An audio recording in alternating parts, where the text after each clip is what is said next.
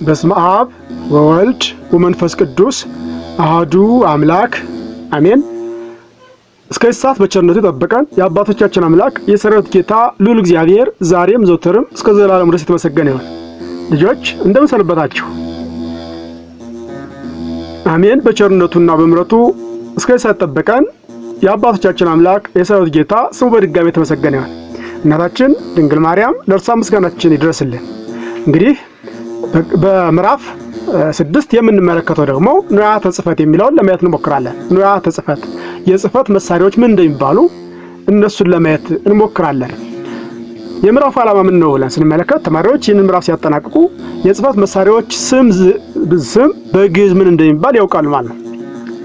የጽሕፈት መሳሪያዎች በግዕዝ ስማቸው ምን እንደሆነ እሱን እንዲያውቁ ይደረጋል ማለት ነው። ተስዕሎታተ መራሕብት የመክፈቻ ጥያቄዎች። ልጆች እርሳስ በግዕዝ ምን ተብሎ ይጠራል? እስኪ የምታውቁ ካላችሁ ለመምህራችሁ ንገሩ። ጎበዝ ልጆች፣ ካላወቃችሁ ደግሞ አሁን ቀጥሎ አብረን እንማራለን ማለት ነው። ንዋያተ ጽሕፈት ደብተር ምን ይባላል? በግዕዝ ደብተር ይባላል ማለት ነው። ላጲስ ወይም ደግሞ የእርሳስ ማጥፊያው ምን ይባላል? ምጥሳይ። ልጆች ምጥሳይ ይባላል ማለት ነው። መቅረጫ መቅረጽ ይባላል። መቅረጫ መቅረጽ ይባላል። እርሳስ ሰትር ይባላል። ብዕር ወይም እስክሪብቶ ደግሞ ብርዕ ይባላል ማለት ነው። ብርዕ ይባላል። ልጆች የጽሕፈት መሳሪያዎች በተወሰነ መልኩ እንደዚህን ይመስላሉ ማለት ነው። እነዚህን ይመስላሉ። እንግዲህ በምዕራፍ 6 ይህንን ተመለከት ልጆች። አጠቃላይ እንግዲህ ለአንደኛ ክፍል የግዕዝ ትምህርት ከምዕራፍ 1 እስከ ምዕራፍ 6 ያለውን ለመመልከት ሞክረናል።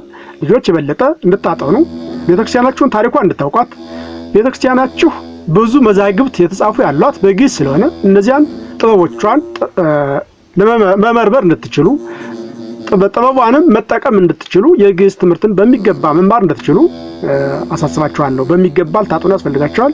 እንግዲህ ልሳነ ግዕዝ ለአንደኛ ክፍል የሚለው በዚህ መልኩ ከምዕራፍ 1 እስከ ምዕራፍ 6 ተመልክተን አጠናቀናል ማለት ነው። እንድንጀምር ያነቃቃን፣ እንድንፈጽም ያበቃን የአባቶቻችን አምላክ የሰራዊት ጌታ ልዑል እግዚአብሔር ስሙ የተመሰገነ ይሁን። ወስብሐት ለእግዚአብሔር ወለወላዲቱ ድንግል ወለመስቀሉ ክቡር። ይቆየን።